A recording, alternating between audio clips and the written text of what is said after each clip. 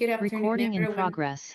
This is your Spanish interpreter, just reminding you that as usual, we have simultaneous Spanish interpretation for this meeting, as well as ASL. So if you would like to access the ASL interpretation and you're joining with that computer, once the feature starts, you'll see at the bottom of your screen of your menu, a globe. You need to click on the globe and select ASL. If you're joining with a cell phone or a tablet, your options will be a bit different. You need to tap your screen and find the menu with the three dots with the word more, either on top or at the bottom of your device. Select language interpretation, select ASL, and then select done. If you need any help accessing the interpretation, you can let us know in the chat, and I'm going to give my instructions in Spanish. Buenas tardes a todos, bienvenidos. Este es su intérprete de español, recordándoles que como siempre tenemos la interpretación simultánea disponible para aquellos de ustedes que necesiten escuchar la junta en español. Si ustedes ingresaron con una computadora, una vez que la interpretación sea activada, usted va a ver el icono de un mundo en la parte de abajo de su pantalla. Por favor, seleccione ese icono y seleccione el canal de español. Si usted ingresó con un teléfono móvil o con una tableta, sus opciones se van a ver un poco diferentes. Necesitan tocar su pantalla y van a buscar el menú de los tres puntitos con la palabra más o more, ya sea en la parte de arriba o abajo de su dispositivo. Seleccione interpretación de idioma, después seleccione español y por último el botón que dice done, listo o finalizado. Si necesita ayuda accesando al canal, puede dejarme saber en el chat para poderle ayudar. Thank you very much. We can start interpretation. Good afternoon and welcome to the Altadena Community Meeting. We have a few short presentations and then we will answer questions that have been pre-submitted by community members. Zoom attendees can submit questions in real time using the question and answer function on your screen. Agency representatives are on the Zoom meeting responding live. Please note that questions submitted to the YouTube live chat will not be answered. To join us on Zoom, please scan the QR code on your screen. With that, Supervisor Barger, the floor is yours.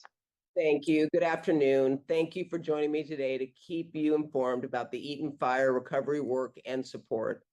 This past weekend, I was once again up in Altadena, and I was really encouraged to see more properties with the debris cleared away. I'm seeing more lots that look ready for construction to start.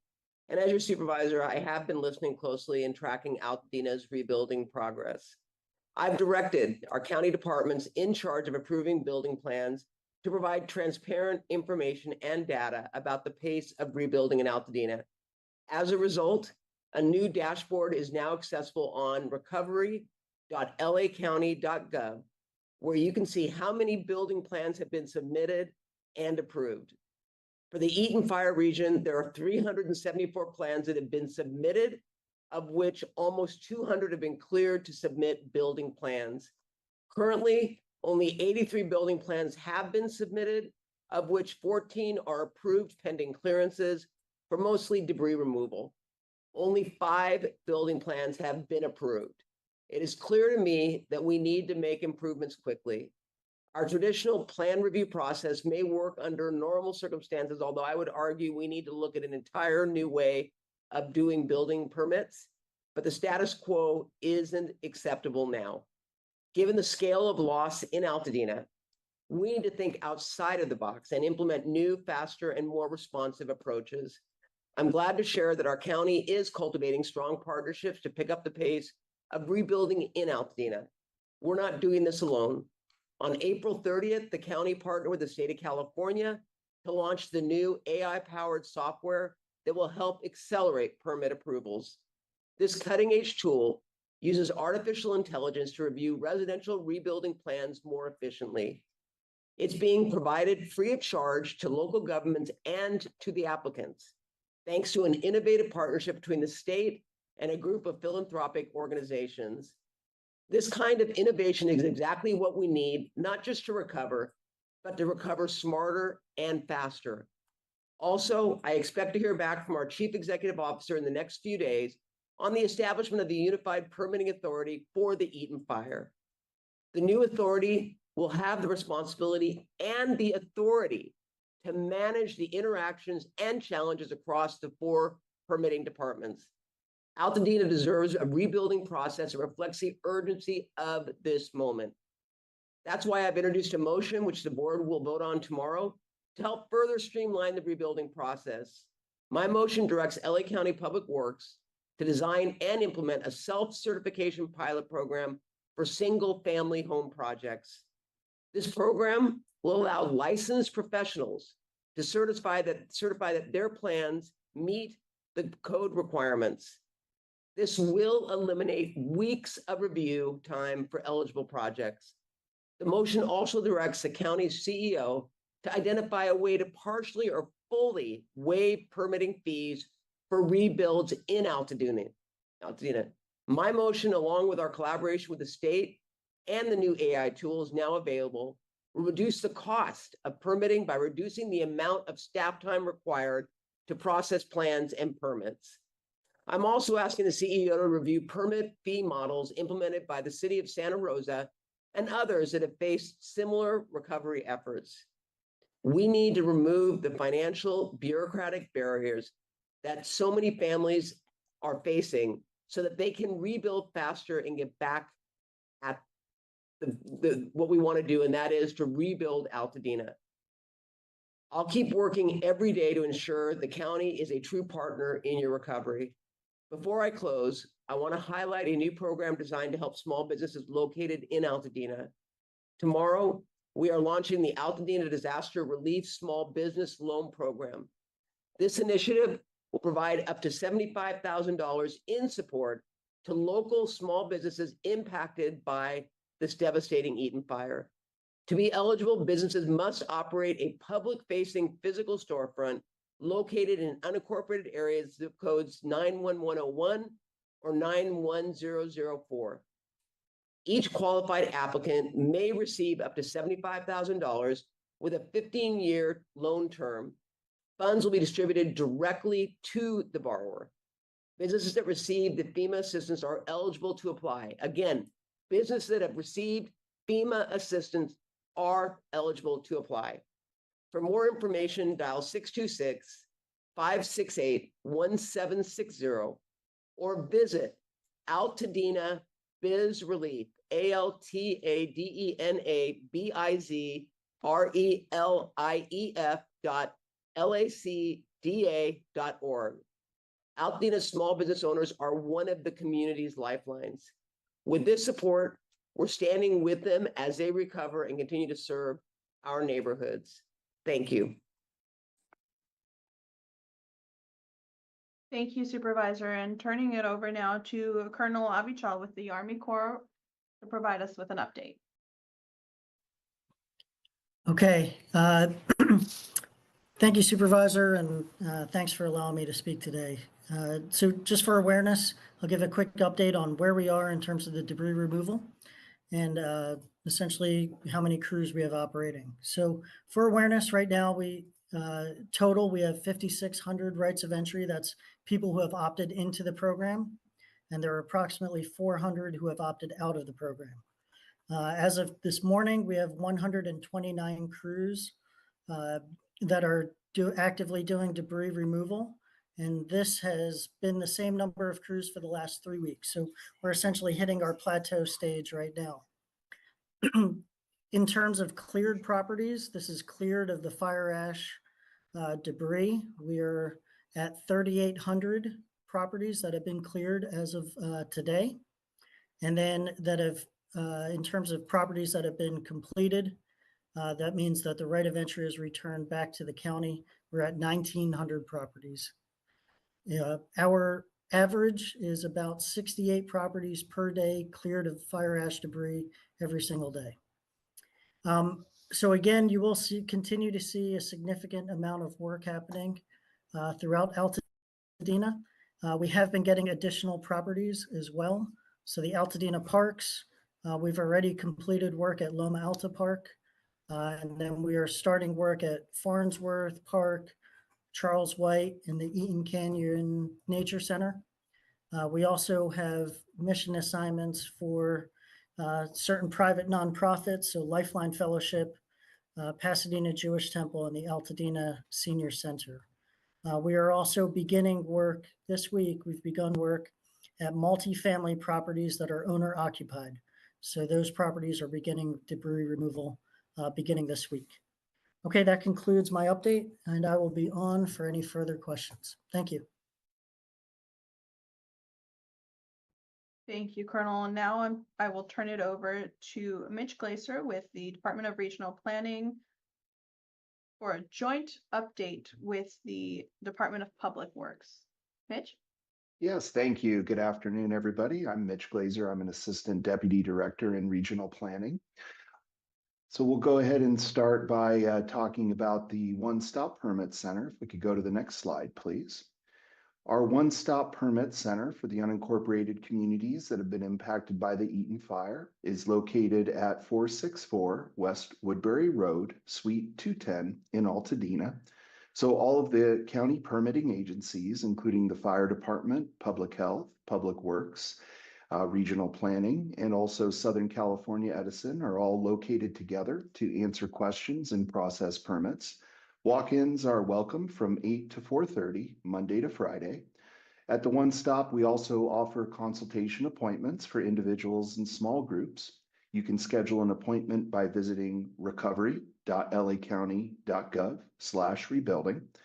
The appointments are customized to provide individual property-specific information such as permit and assessor records for owners and their design professionals so that they can help prepare the rebuild plans and streamline the rebuild permitting process.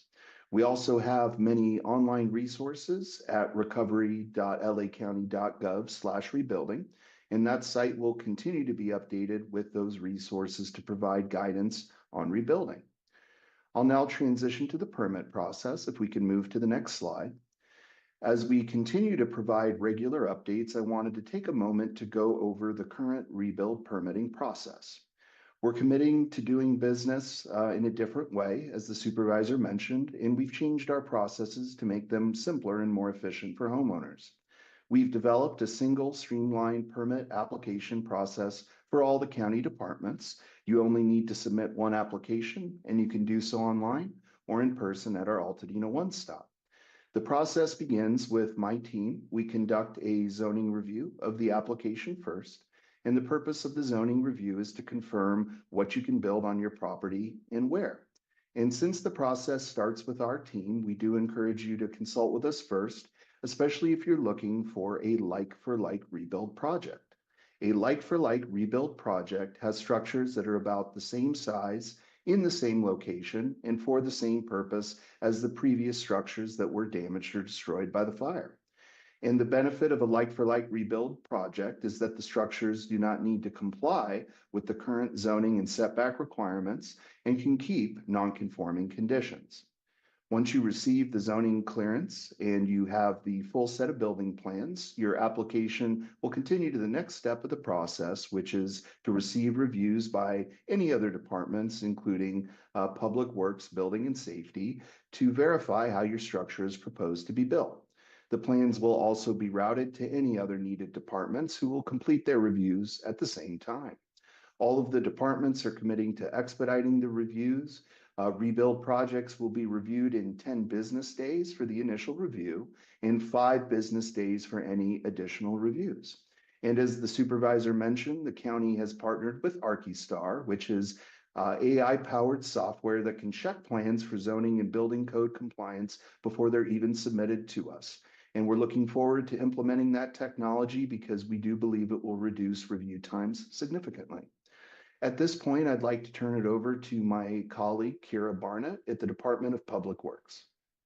Great, thank you very much, Mitch. And we'll pull up the next slide. I appreciate the opportunity to provide an update on our rebuilding progress in Altadena. As debris removal efforts are ongoing, we know that more homeowners are beginning to turn their attention to the rebuild process. And we know that each of you is at your own stage of decision-making in this process. And they're important decisions that may take time. And so we want to assure you that we're here to support you at whatever point you are at. In Altadena, as of this morning, so I do have a screenshot up here from our dashboard that the supervisor mentioned. It's called our permitting progress dashboard, and it can be accessed at recovery.lacounty.gov/rebuilding. And as of this morning, there was 369 rebuild applications that have been received by LA County. For the past month, we've been receiving about 45 new applications per week. And every application that has been submitted to LA County is actively moving through our expedited review process. Planning, as Mitch mentioned, reviews the submittals first to determine what is proposed to be built. And of the 369 applications as of this morning, 199 applications have cleared the zoning review step. Another 135 applications have been reviewed by planning, and planning requested additional information or provided corrections to complete the review. As mentioned by both the supervisor and Mitch, we expect that the ArcaStar will help reduce the number of applications that need corrections or additional information once they're submitted. So for planning, there's currently 35 applications that are assigned and actively being reviewed. And planning is currently completing reviews in an average of 5 business days from submittal. And then once the zoning review is complete, an applicant must then submit full building plans detailing how the structure is proposed to be built in order to advance to the building plan review. As applicants continue to work on preparing their complete design plans, we're receiving about 14 plans per week for building plan review. So the 79 rebuild projects in Altadena have submitted their full design plans, and 5 have been issued and can now begin construction. 15 more are approved and pending clearances, such as fire debris removal or water service. 20 projects have been reviewed and returned to the applicant with requests for more information. 12 plans or submittals are actually still pending complete plans, and 27 are assigned and actively being reviewed.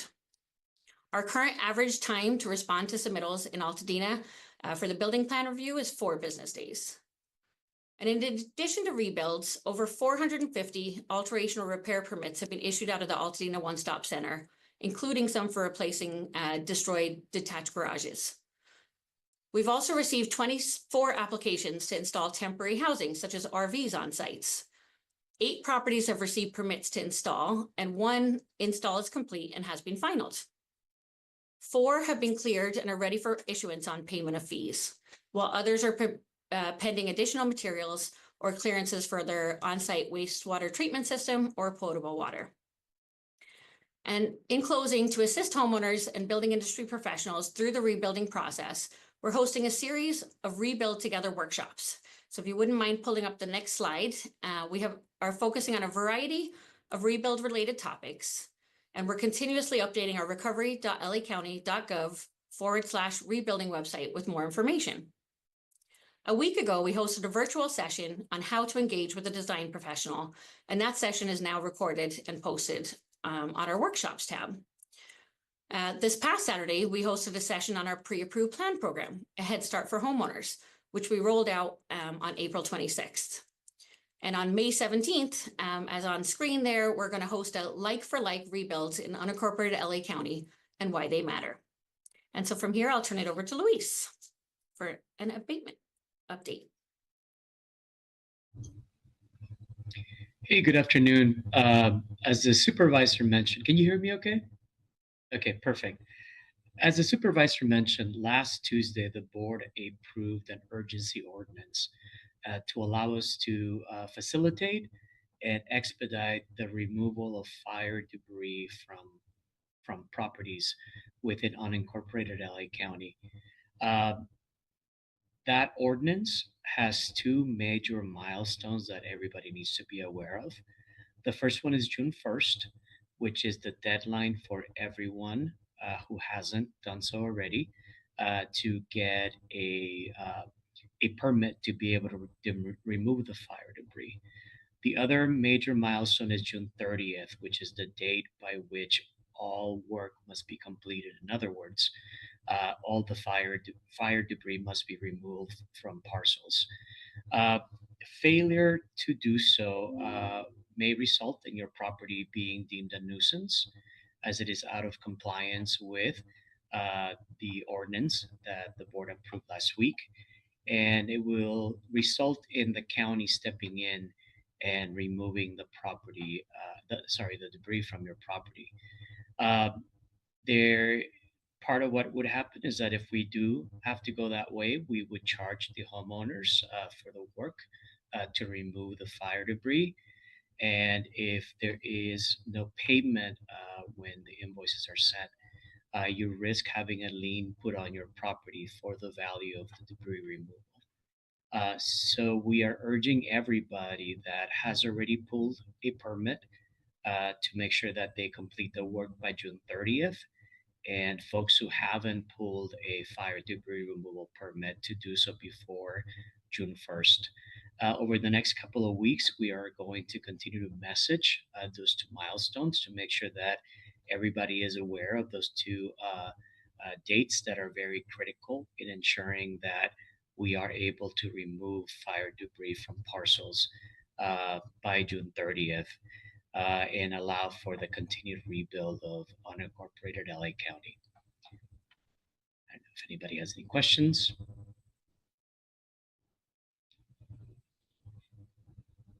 Okay, thank you. And just to confirm before I transition over to our next speaker, that there's nothing to add from regional planning. No, we've concluded. Thank you. Great. Thank you for confirming. Now turning it over to Dr. Nicole Quick with the Department of Public Health. Dr. Quick, the floor is yours. All right. Good afternoon, everyone. And do we have slides or do I need to share? We will get them up for you right now. Perfect. I will start talking. All right. So I'm Thank you. going to cover a few things here this afternoon. The first thing I want to update everybody on is that we do have coming up this week, we'll be releasing more results related to the final stage of sampling for soil sampling in the area. And that, okay, next slide, please. Perfect. And that those results will be released at our upcoming town hall, which will be this Thursday at 6 p.m. And once again, these are the sampling results related to Rue and Associates and Dr. Love. This would be the sampling that has been done in areas that have been cleaned up under the government process through the Army Corps of Engineers. So we will have some results related to that. So please join us on Thursday at 6 p.m. All right, next slide, please. Also wanted to spend a moment to just talk about and remind folks that we have a lot of information on the post-fire air, soil, and water assessment page. And this essentially is a collaborative that DPH continues to participate with multiple academic institutions and other governmental regulatory agencies. If you navigate to our website or just search for that post-fire assessment, you can go ahead and search where that big arrow is. You can search by air, water, and soil. If you do so, it will pull up on a list all of the different entities that are involved with water, either water, air, or soil sampling. And these include our academic partners and other regulatory agencies such as the South Coast Air Quality Management District. We do also have a data dashboard that's related to this, where you can, in a visual representation, see some of these results by clicking on different elements of that. So I urge everybody to go there and check that out. As information becomes available, we are updating this page, and that will continue to go forward with that. Also wanted to point out that we do continue to meet on a weekly basis with all of these agencies and their sub-work groups that are dedicated to water, soil, and air. So lots of good information on there for folks to check out. All right, next slide, please. One other thing to just point out, we have been fielding a number of questions related to some of the results that we have obtained versus other academic agencies and so forth. Did want to point out that we have a lot of information on our website related to safety and health after the fire. We have guidance related to individuals who have intact homes. We have guidance related to those that may be outside of the burn area. Some of the specific concerns that we are still hearing from is folks concerned about what this means in areas where there often are young children. We do have guidance related to what people can do in outdoor areas to reduce any potential exposure. That includes cleaning methods as well as things to think about to improve the health of soil. On the right side of what you're seeing right now, there are drop-down menus that have specific guidance, including guidance that we have given out to schools and so forth. So I really want to urge people to go ahead and check out our website there for all of this related to both indoor and outdoor. I do want to spend just a second to talk specifically about lead, because we continue to get numerous questions related to this. In general, we do want to point folks to some of the results that came out from our RUE study, the second part of the RUE study that looked at some of the downwind lead that was downwind in the Eaton area, where some areas were higher than others. We will be having a testing program that rolls out later this month for individuals in the most affected areas downwind from the Eaton burn area. And this is going to allow individuals to obtain soil sampling for, or I should say rather, soil testing for lead. More details to come on that. We will let that get that information out as soon as that program is finalized. We will be putting that up on the website and sending out press release for individuals to be able to obtain that. And once again, that's going to be for those that are in the area that is most affected downwind from the Eaton. But for right now, I also want to let people know that we have a lot of information up on the website related to what people can do to reduce any potential exposure to fire debris, ash, and soot, including lead. All right, that is it for me right now, and I will be available for questions. Thank you. Thank you, Dr. Quick. Turning it over now to Assessor Jeffrey Prang. Assessor Prang, the floor is yours. Thank you very much, and good evening, everyone. Thank you, Supervisor Barger, for inviting me to participate again. I did have just a quick update for you this evening. First, I did want to report that we have already successfully adjusted the property values for about 17,000 properties, which were impacted either with partial or complete destruction by the fires. If you've already paid your property taxes, you should expect a refund to reflect that damage on the property. We sent out notices to everybody who received a reduction in their assessed value. It was called a notice of assessment change. There's one point that's causing a lot of confusion that I want to take a moment to explain. Your assessment for property tax purposes works on a fiscal year, which begins July 1st and ends on June 30th. So if your home was completely destroyed and has zero value as a result, you may be a little surprised when you get this notice of assessment change, indicating that there's still 50% of value on your upcoming tax bill. The reason being is because of the nature of that fiscal year. You had the property between July 1st and January 1st of last year. The fires occurred in January of this year. So only 50% of that fiscal year will be reflected on this tax bill. The bill that you get in the fall will reflect the entire damage for the entire year. I know this is difficult for some people to get a hold of when they realize the house is gone, but they're still getting a tax bill. That's simply because it's prorated from the throughout the course of the entire fiscal year. We're going to be sending out additional information both by email as well as U.S. Postal Service to further explain how this works and how it impacts you. I did want to remind you that property taxes under this governor's proclamation are not due if you choose not to pay until April of 2026.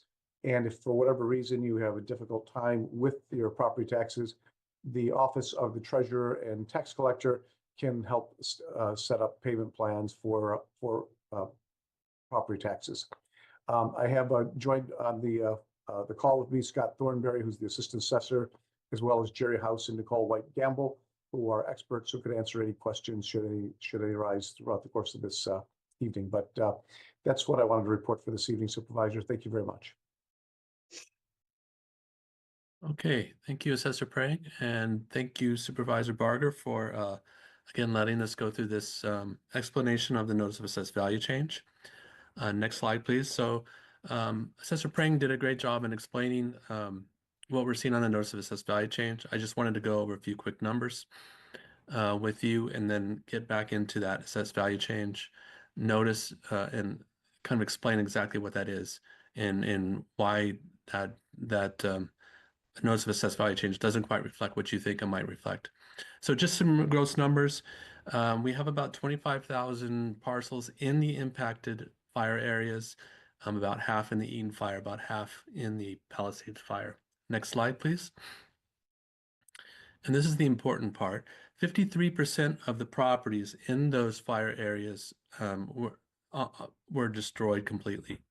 About 39% were no damage, and the remainder had partial damage. So most of you will be receiving a notice of assessed value change which reflects, those of you who had damage will see that notice of assessed value change that has 100% damage. Next slide. So you will have received, for those 17, next slide, please. There we go. So we have received claims for misfortune and calamity for a little over 12,000 parcels.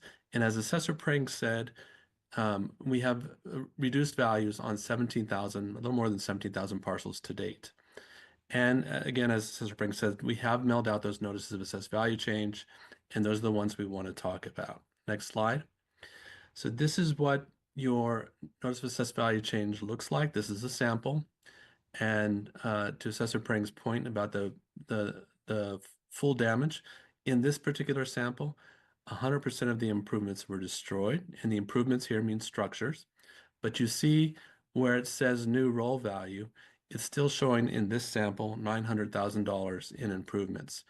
And that's reflecting that half the year that was before the damage versus half the year that was after the damage. If you notice on the just above where it says new roll value, it says this is the corrected assessment roll for year 2024.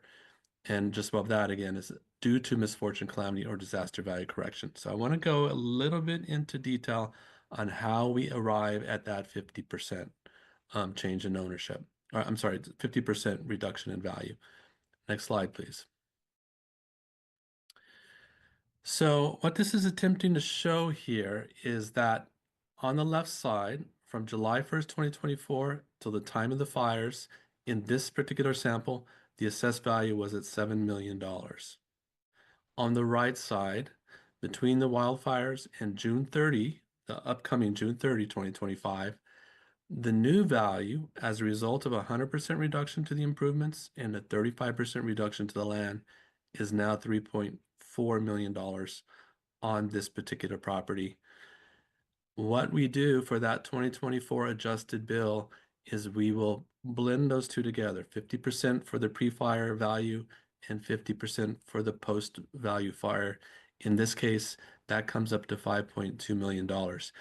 Now, you will have already paid your first installment. That's based upon half of that original assessed value. If you haven't yet paid your second installment, you will receive in about a month's time a reduced tax bill, which will be significantly reduced because you've already paid the vast majority of that particular tax bill. Or, as Assessor Pring said, if you paid that second installment already, you will receive a refund. Next slide. And so, as Assessor Pring said, it's not until the next fiscal year, starting on July 1st and going to June 30, 2026, that you will see that full reduction. In this case, $3.4 million to the land and no value to the improvements for a total of 3.4. So when you pay your first installment for the next year, you receive that tax bill in the mail in October, it will reflect the full 100% of damage. Next slide, please. Okay, so you can go to our website, assessor.lacounty.gov, and right at the front of the website, if you know your address, or if you know your parcel number, your AIN is what's being called here, you can enter that here and do a search, and you'll be able to see the status of your claim or the status of your misfortune and calamity. Next slide, please. And you'll be able to see right here on the front page, you'll be able to see that this has been approved. In this case, this particular sample has been approved, the misfortune and calamity. And you'll see, next slide, you'll see that the values, both the 2024 current roll and the 2025 roll being prepared, will reflect those values. In the 2024, this is that blended value, 50% pre-fire, 50% post-fire. And then for 2025, you will see the full extent of the damage. So you can visit the website, very easily get to your status. Now, some of you may have had your neighbor talk to you. You may have talked to your neighbor, and your neighbor received a notice of assessed value change, but you have not yet received your notice of assessed value change, and that is because there's still a number of parcels out there that we have to do additional work on. Some of these we have to get more information from you, and we will be reaching out to you. Some of them might have some new construction or maybe another change of ownership that has not been assessed yet, and we have to do that work before applying the new assessment, before applying the assessment reduction. And so just know that we are working on it. We're hoping to get through all of that by June of this year, so that it's all ready for your October tax bill. Next slide. You can also, on our website, you can, under the assessor.lacounty.gov, tax relief, disaster relief, you can go there and get more information on how to read these notices of assessed value change. And there's a short video, it's about 7 minutes, which fully explains that notice of assessed value change. You can also reach out to our staff. If you were in the Palisades Fire, you can call the West District office. The phone numbers are right here. If you were in the Eaton Fire, you can call the East District office, and we'll have staff be available to help you out. That's my presentation. And Assessor Prang, did you want to say a few concluding remarks? Yes, thank you. I did want to just urge everyone, if you have not done so already, to go on our website as well and register for the homeowner alert. We are concerned about potential real estate scams. By signing up for the homeowner alert with your email address, you'll be notified within 48 hours if anybody's attempting to record something on your property, such as a grant deed or a deed of trust. You're probably all familiar with the increase in title fraud in recent years. We're particularly concerned about the victims of these fires being preyed upon. This is an easy program to sign up for. It's free, and it will let you know if somebody's trying to mess around with the ownership of your property. And you can get that on our website. And that's all I have.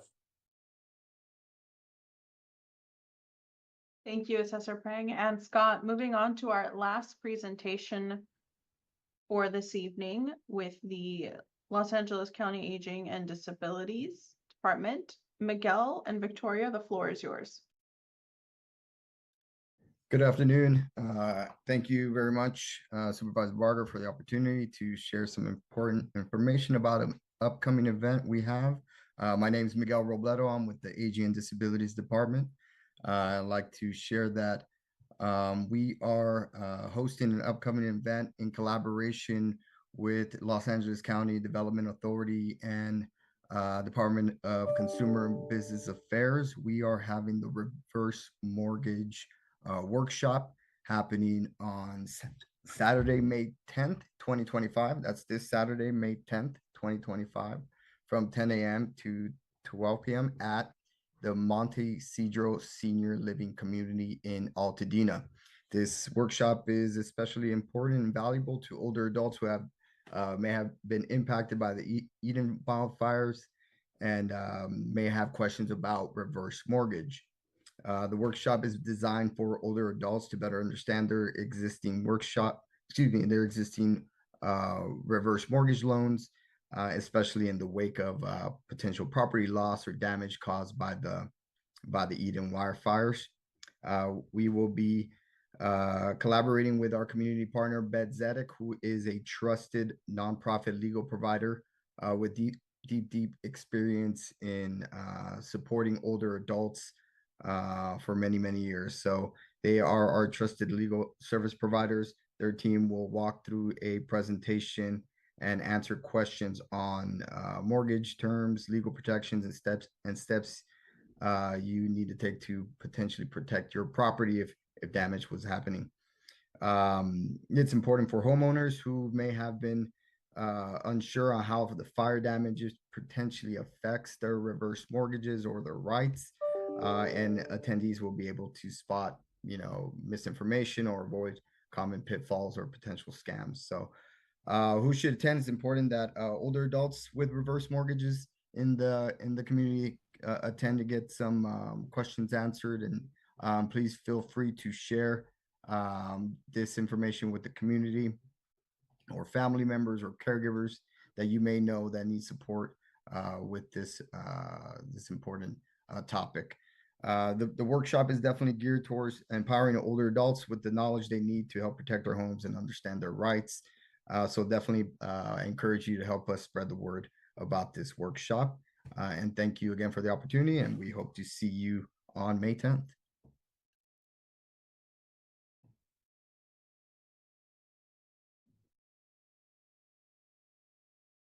Thank you, Miguel. And that concludes the presentation portion of our evening, and we will now transition to the question and answer portion. The following questions were submitted ahead of tonight's community meeting, and we will answer as many of them as we can in the allotted time. As a reminder, you can find answers to frequently asked questions on recovery.lacounty.gov/Altadena. Zoom attendees can submit questions in real time using the question and answer function on your screen. Agency representatives are on the Zoom meeting responding live. Please note that questions submitted to the YouTube live chat will not be answered. For those of you who are on YouTube and would like to submit questions, we encourage you to join us on Zoom by scanning the QR code on your screen. Our first question is for Colonel Abichal with the Army Corps. If you opted into the debris removal process, is there a deadline for the debris to be removed from your property by the Army Corps? And what if you opted out?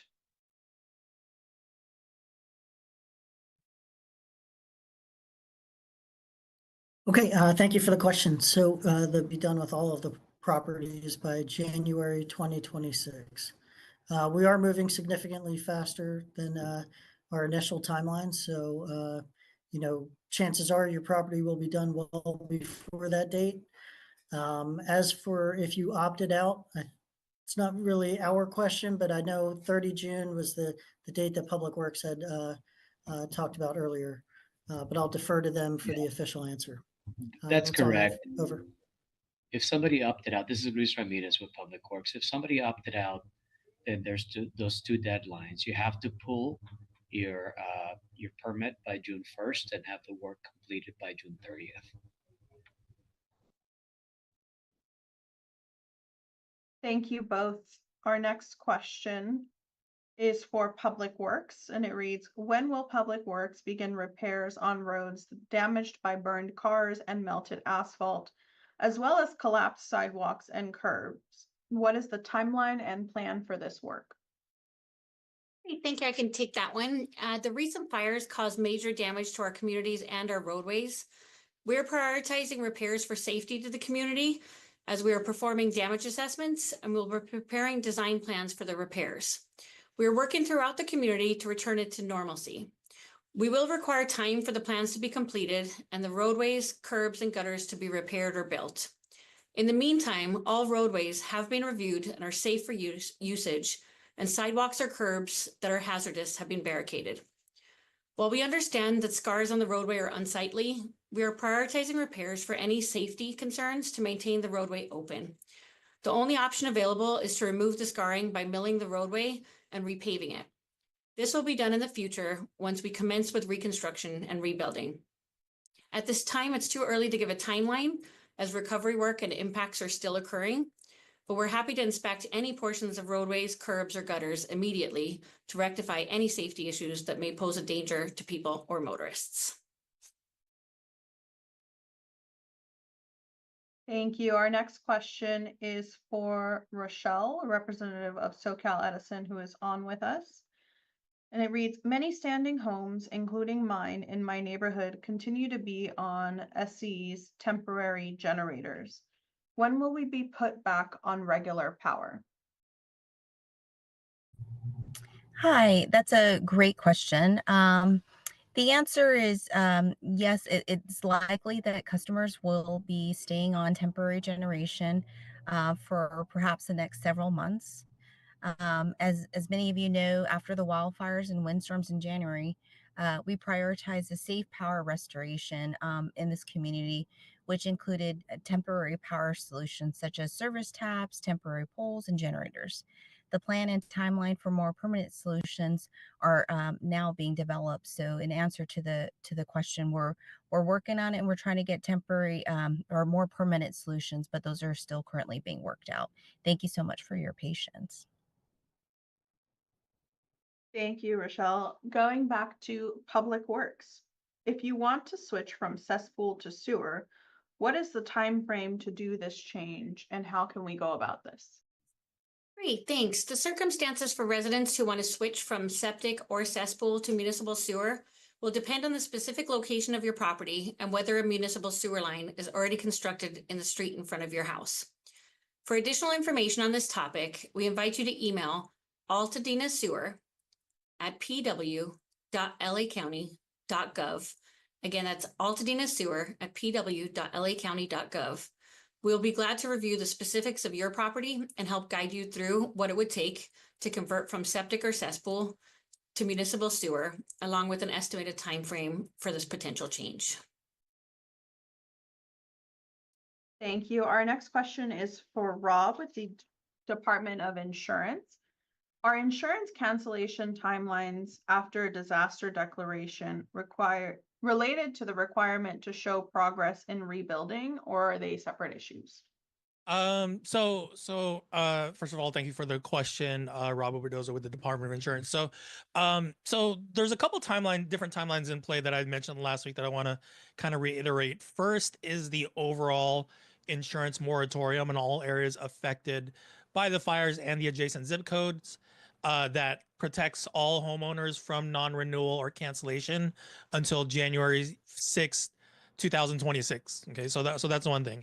The other thing is that for those homes that suffered a total loss, those homes are guaranteed 2 additional extensions on their insurance policy for a minimum of 24 months as well.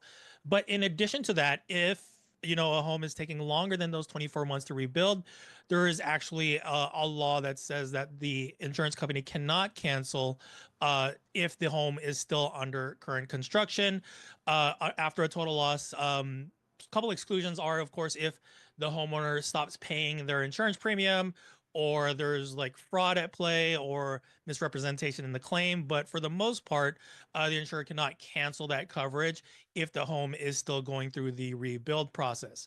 So what I'm going to do is I'm going to drop a link to what's called the 2025 annual notice to insurers that we send out every year. And this is something actually that everyone should be receiving if you had filed a claim with your insurance company. But this lists a lot of the different laws, regulations, information related to the rebuilding and recovery process, especially in the event of a state of emergency, such as the Altadena fires. I'll share that in the chat, and hopefully Supervisor Barger's team can share that with everyone. But yeah, several different timelines. But yeah, if a home is still being rebuilt, your insurance company cannot cancel that without due cause. Thank you very much, Rob. A question again for SoCal Edison. Why are power poles being installed when utilities are going underground? Another great question, and similar to actually my response the last time. For the similar response, the short answer was that we really are providing some temporary power in certain situations. And in other areas where we're looking for permanent power, we will be going underground. But right now, those permanent solutions are currently being planned out. So right now, we do have some temporary power poles. And in some areas, we'll be doing covered conductor, which will actually be a lot quicker. Typically, targeted undergrounding can take 2 to 4 years to construct. So right now, we're just in the midst of putting together all those detailed plans, but more to come. Thank you so much. Thank you. And Luis, I see that your hand is up. Would you like to add something? Yeah, I was going to say, as was mentioned, the undergrounding projects take a while to realize. So there is going to be a period of time where you will see overhead lines just to be able to restore service while these projects are being planned out. And the long-term plan is that once utilities go below ground, then those overheads will be removed. So there's going to be a transition period where you're probably going to see both underground utilities and above ground utilities. Absolutely. Thank you. Thank you, Luis and Rochelle, both for that answer. Turning over back to Public Works. Will stumps be removed after trees are cut down?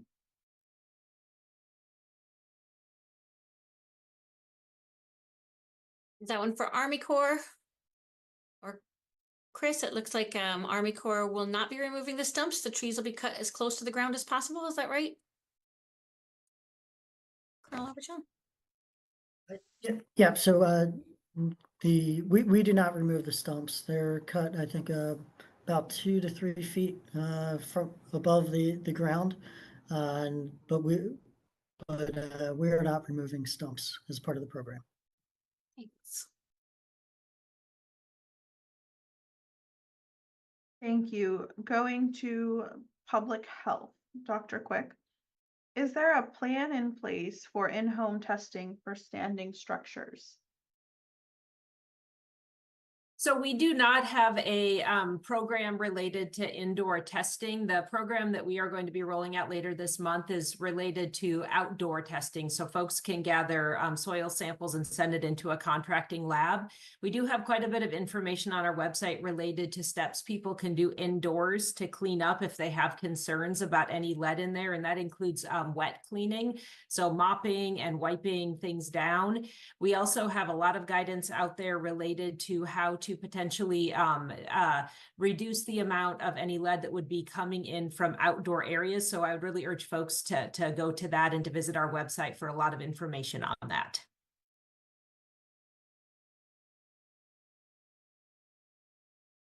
Thank you. One more question, and this is for Public Works, actually. It had been mentioned in a previous meeting that county building permits follow a 3-year cycle and that a plan approved in 2025 would need to be reapproved in 2026. Can you please confirm or clarify this? Absolutely. Thank you. That statement was related to our new pre-approved plan program, where designers can submit and get a plan approved for use at a variety of sites. So pre-approved plans, once they're submitted and approved, submitted by designers and approved by the county, will be good for 1 year, and they'll need to be resubmitted annually or after a code cycle change. So that would be related to the pre-approved plan program. I was just going to add that you have to comply with the code that was active when you submit your plans. So if you submit this year, you're gonna have to comply with the current code. If you submit after the next code cycle, then you'll have to comply with whatever modifications are made in the upcoming code cycle. But yeah, we don't make you revise your drawings if you're already in the process of getting them reviewed. That's a great point. Thanks. And on a related note, just important for people to know, if they did build something recently for the reconstruction of residential dwellings that were originally designed and constructed to either the 2019 code cycle or the subsequent one, we can't issue reconstruction permits using the same design as the original dwelling that met the 2019 codes without additional plan review. So just something important to note for somebody if they've built recently. Thank you. Thank you. One more question for Public Works. What is Public Works doing to help commercial property owners obtain debris removal permits? Many were not aware of the deadlines and will need assistance.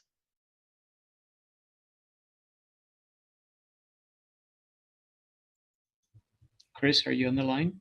I can help with that. So anyone who needs assistance with removing a fire, obtaining a fire debris removal permit can reach out to us at Public Works at our debris removal hotline and obtain assistance with walking you through the fire debris removal permit process.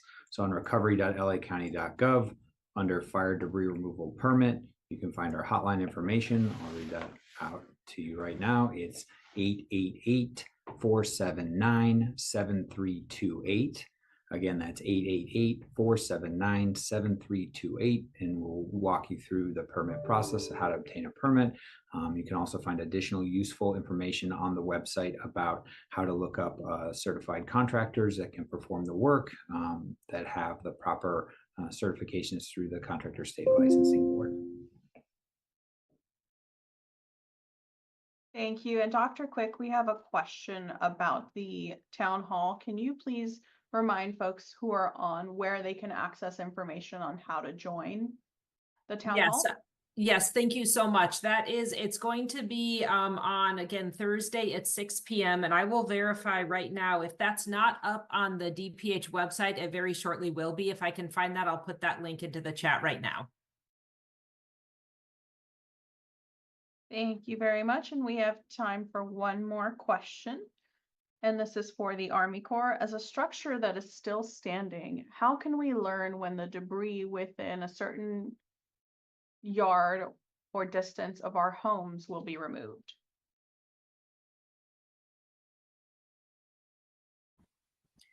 Yeah, so there's really no way for us to notify the entire neighborhood whenever we're doing debris removal.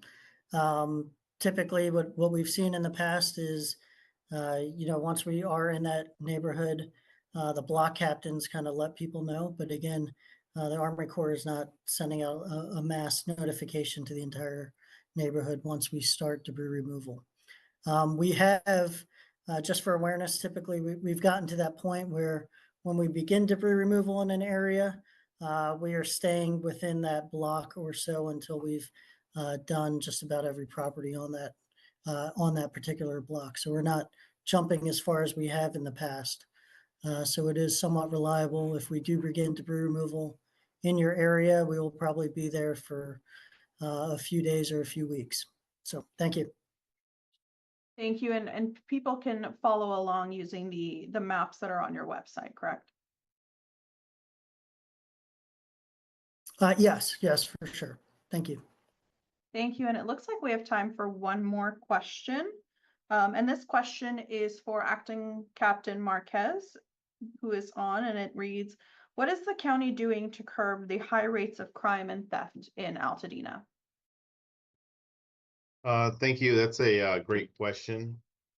We're doing a lot of different mitigation efforts. One of the things that we're going to be introducing, and we've already got it online, is an email address called altadena.tips@lasd.org. I'll type it in the chat box or chat messaging center. And one of the things that we're trying to do is really incorporate the community in helping us curb any kind of things that are happening that shouldn't be happening in terms of crime. A lot of times we'll get people with tips. They'll have information to share. It may not result in necessarily a crime, but it could result in the prosecution later or us figuring out who's in the area that shouldn't be there. So if the community does have information to share, pictures, especially we're starting to get, maybe suspicious vehicles that have slowed down in front of their property. They're taking pictures of it, sending it to us. That can help with, our investigations, and we'd appreciate it. So I'll put that in the chat, the web chat, and we can start pushing that out. We're going to be shortly putting out a press release to let the community know. Thank you very much. And that's all the time we have for questions today. For more information, you can visit your local disaster recovery center or visit us online at recovery.lacounty.gov/Altadena. You can also stop by the one-stop permit centers for resources as you rebuild. That's it. Thank you, everyone.